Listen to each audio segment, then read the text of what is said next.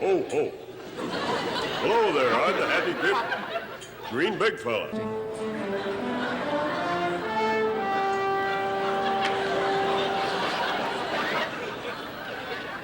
Ho, ho, ho.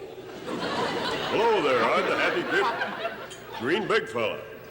I'd like to tell you about my valley. Hey, big fella. What? Hey, big fella, how's the corn doing? Things are beautiful here in my valley. Hey, Happy, how are the string beans, huh? How are they, huh? My valley is full of good things from the garden right into your Hey, house. big green fella, how's the broccoli, huh? How about that broccoli? Well, when are you gonna tell us about the broccoli? My valley? Hey, big green fella, how about How about this? Oh, oh, oh. Don, guess what? What? One of those people I was talking about just dropped by. One of my... A walk-on. One of It's those... great timing, I'll tell you people, you'll recognize this Bring 'em up. face. It's going to be a real surprise for you. Come on out, you old son of a gun.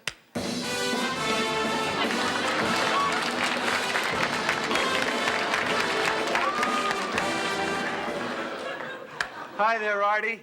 Hi, Thomas. Real pleasure to be on your first show here. Well, I was afraid you weren't going to make it. You kidding? What are friends for? Oh, how do you do? Hi, America.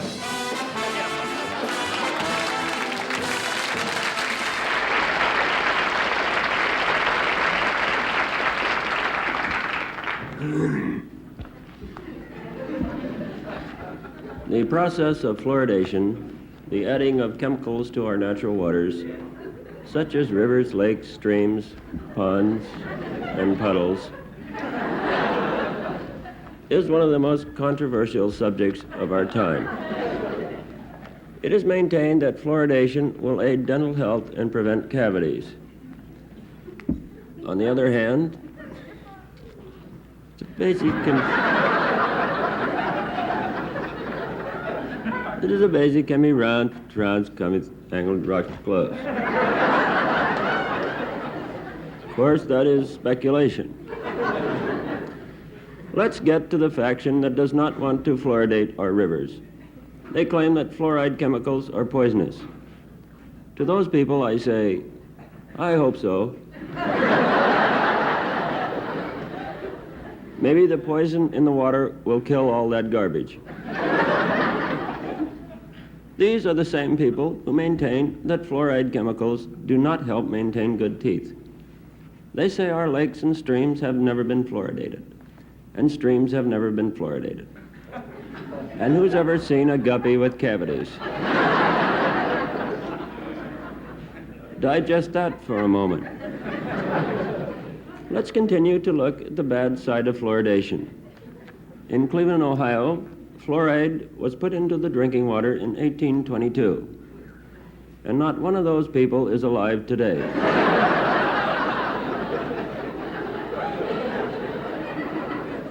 And of course, we can refer to the test case which is now before the Supreme Court. The case of Dr. Taylor Pettyjohn, DDS, versus Toothless Tommy Tinker. Much testimony has been entered with words flowing, which I think is pushing in fish in your mouth. So that's how the Supreme Court views fluoridation.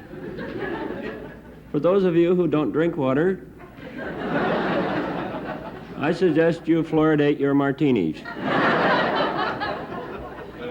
It won't prevent cavities, but you'll have a mouthful of happy teeth. Thank you. If you wish a copy of the preceding editorial, send a self-addressed stamped envelope to Editorial, Box 1763, Beverly Hills, California. You know, tonight in our audience, I don't want to, everybody will say immediately, probably think that I'm like Ed Sullivan when I do this, but in our audience tonight we have... We already introduced our mother. They already think that, Tom. No, but in our audience tonight we have a very big celebrity from Australia, a great tennis figure, and we're very pleased to have him with us tonight, and we'd like for you to meet him, and we'd like him for him to stand up and take a bow. Mr. Don Von Quist from Australia. Apprentice. Don, will you stand up?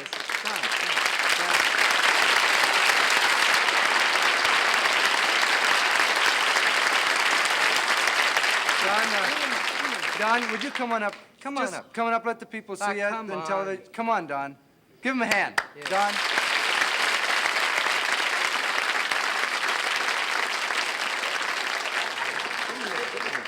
Hi, Don. Hi, Tom. How are you? Nice for you to be here with us. It's nice to be here in your country. I'm having a good time. You're having a good time? That's great. Can I ask you a question? You know, Tommy and I play tennis, you know, a little bit, but we're not very good, and it doesn't really matter what kind of a racket and equipment we use. But you being a top pro, one of the top-seeded pros in the whole world, must have the best of everything, I imagine. Do you have specially built rackets with specially cured wood and specially procured catgut and things like that? Well, we don't use catgut anymore. You don't? We use nylon. See, it's very hard and rare and very hard to find. Well, how do you know that? Because you don't hardly find any nylon cats. Little joke there, Don. I might add, it was a very little joke. Well, you can add that. Don, I'm sure the people in our studio audience And out in TV land, and too. the people in video heaven out there would be interested in knowing some of the top players you're going to be playing in this tour. Yes, I have a return match booked with Big Bill Philbrick. Our last match went 2.5 days. 2.5 days? Isn't that sort of long? Yeah, well, we lost the ball on the first serve. And took us Took 2.5 days to find it. Yeah, yeah. Well, thank you very much for coming. Wait up a here. second, wait a minute. Could you show us some of your, especially some of the strokes, some of the famous serves? I think maybe out in TV land and out here in the audience, maybe you could show us, take us the time Tommy, just to now show us wait a a couple minute. of shots. Tommy, I'd like to see it too, but I know he's not prepared at all. Tennis is, of course, a bodybuilding sport. Of course it is. I'd like to show you first my fast serve. It really whips in there, so you got to watch it close. It's really Okay, a we'll fast watch. serve. Now, how'd you like it? That's really wild. That's Now, pretty fast. wait a minute. You're putting me on. I didn't see you do a thing. All right, I'll tell you what I'll do. I'll do it in slow motion, then you can see it. Okay, Right from the beginning. okay. So let's give him some room.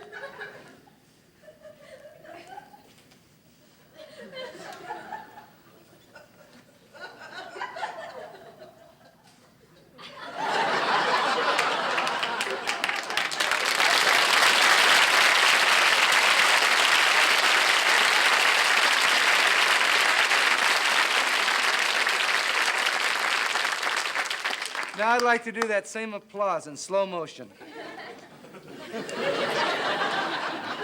Thank you, Tommy. I'd like to now thank you in slow motion. All right, that's just... Hey, now I know why you're a friend of my brother's. Now, just stop that, will you? Hey, before you go, Don, will you show us your truly amazing and fantastic backhand, the backhand that has stunned many, many a player in the pro circuit as you whip the strength Tommy, I and don't power. really think we have the time to go. Would you into do that? Yes, I'd like to do it for you. This is the shot that fell Big Bill. This is the shot that Bill. Your opponent. Yeah, this is the one that beat him.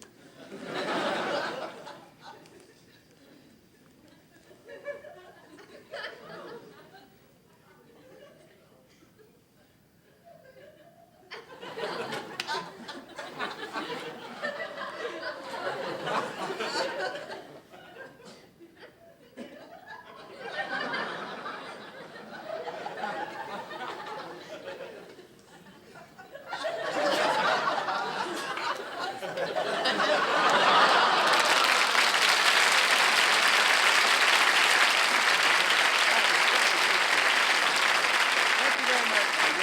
Thank you very much. That was wonderful. Listen, before I go, I would like to show you something I've written. It's a Oh, you book, have? and it's extremely instructive, and it only sells Oh. for $3.50. I'd like to show it to you. Slaves of Passion? That has nothing to do with tennis. I know, but it's extremely instructive. All right, just get it out of here. Get it out of here.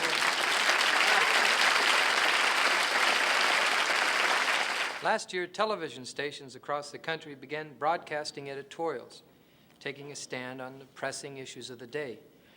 We here on this program heartily approve of this trend. From time to time, we will express our opinions on current events.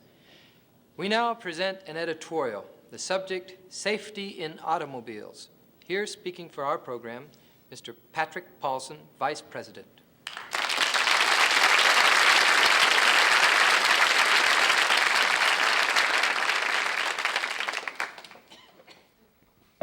Are the summer soldiers in the war against auto safety turning their backs on that fierce and terrible winter campaign which comes in any war of this fighting drain? Or should we regroup our forces and either advance or move the Bill's part back? The crux is a stimulating raids on the lee side, yet tabled on the other. First, there are only two ways to go. One is neither right nor wrong, and the other way isn't. We know that taking a firm grade is pledginess, and the facts will bear us out. Certainly, the National Safety Traffic Agency will basic the final standards for 1968, and no automotive, I repeat, no automotive company will have grudged this properly to formalize the cars which aren't in Kent. In spite of that, these revolutionary eliminations should be incorporated for the inadequacies of further waging. We of the Smothers Brothers Corporation feel strongly about this, and so we believe a continuing reaction, despite its recent adversities, is possible.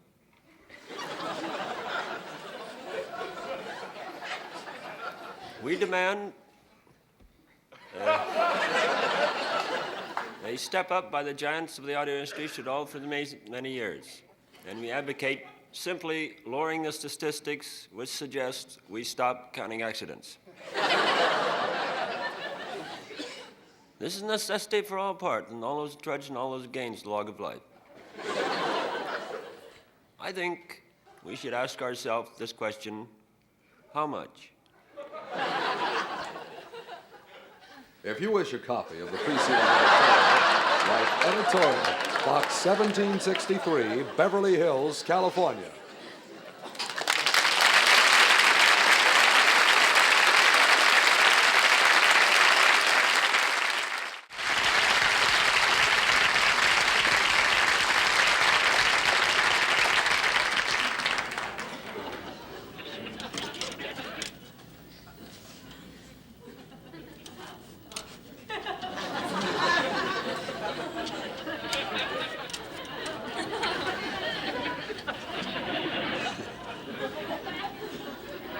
Embarrassing. I like to.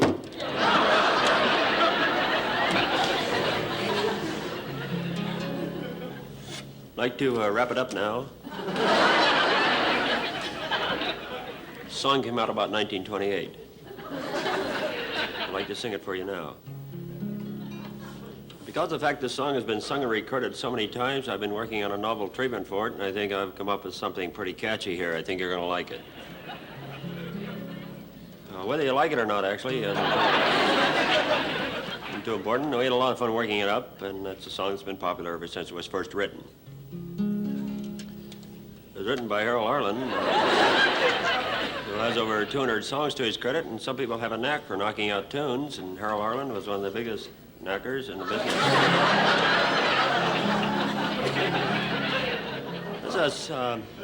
It's a song that once you hear it, you never forget it. The title of this song is... I've been working on it all week, too. Funny, it's right in the tip of my tongue. It's not on the tip, actually.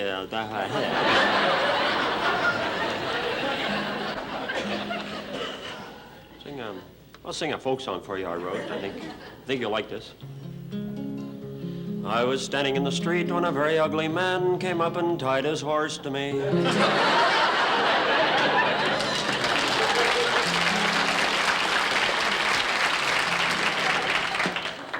Why don't we try a little community sing and kind of warm you up? Divide you up into two groups. You sing your part over here and try to out-sing these people over here. Now, I'll give you your lines over here first. Your lines go, I have a turquoise go, a plingo, and course, so right go. Over here, your line goes, Captain on the right side, going to Houston, Captain work, right. Okay, over here first. I have a turquoise go, a plingo, course, on the right. It's a lot of fun when you sing along like that. Over here, then. Captain on the right side. Houston. Keep it rolling over here.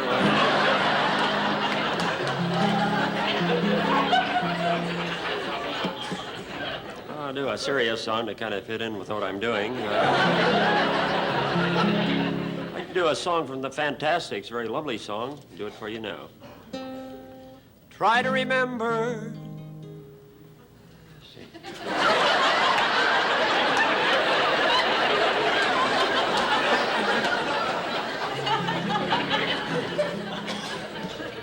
Speaking of prison life, the reason you people haven't heard me before is the fact I've been in prison. I'd like to sing a song now I wrote while I was in prison. It's a song that was directly responsible for getting me out of prison.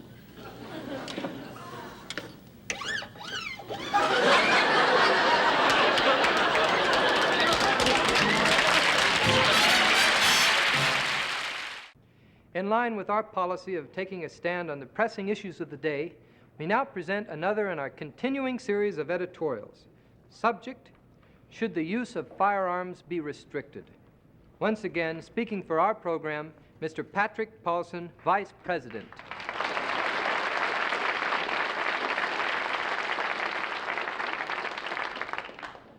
Many people today are suggesting that restrictions be placed on the purchase and ownership of firearms. No one questions that these are good, solid citizens, which combines deterrence. But they are grossly misguided trolls, or else they can be making for large or communists. But we respect them. And we will fight to the death against their right to express their opinions. First, let us define our terms. We are merely talking about simple firearms, pistols, rifles, bazookas. So let us not depart it for all slare off. Secondly, I ask you, what is our most cherished right since pioneer days?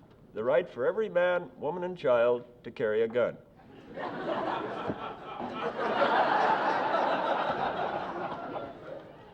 This is not a statement of creation, but has man to meanings that even a child can understand. If you're old enough to get arrested, you're old enough to carry a gun. A gun is a necessity. Who knows, if you're walking down a street, you'll spot a moose. I feel these restrictions are a plot and a sporadic turn for listing. We at the Smothers Brothers program consider this personal attack on our own integrity. Personally, I myself carry a gun. Should I be restricted from carrying a gun? Do I look unstable? Let us not be led masked by those who would less met us.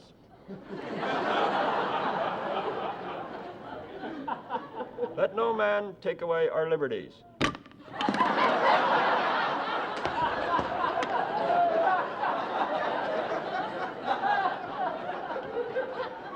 Stand up and be counted. Let's preserve our freedom to kill. If you wish a copy of the preceding editorial, send a self-addressed stamped envelope to Editorial, Box 1763, Beverly Hills. California. In line with our policy of taking a stand on the pressing issues of the day, we now present another in our series of editorials. The subject, should our divorce laws be changed? Here again, speaking for our program, Mr. Pat Paulsen, Vice President.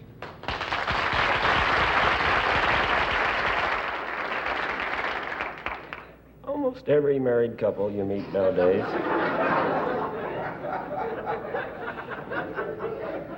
is talking about divorce. In fact, I was talking to my wife about divorce just this morning. And her lawyers, well, I believe our divorce laws are good just as they are. I believe I can say that without fear of contradiction. Let's examine our divorce laws. Take the community property settlement. Any law that allows a man to keep half of what he owns can't be all bad. Most divorce decisions favor the woman. The court always feels that the woman is too good for the man. This, however, does not explain why the man has to spend the rest of his life paying alimony to his ex-wife because nobody wants her. If I may quote an expert on the subject, a Supreme Court justice, who said, "This is certainly Crab's Fly's ceremony, devil gorged mountain climbing." Of course, divorce where children are involved is different, but it's the children's fault for getting married in the first place. The time has come for plain talk in court. Why does a man have to lie about his legal grounds for divorce with all those fancy terms like incompatibility? Why can't a man go into court and calmly say under oath, "I hate her guts"?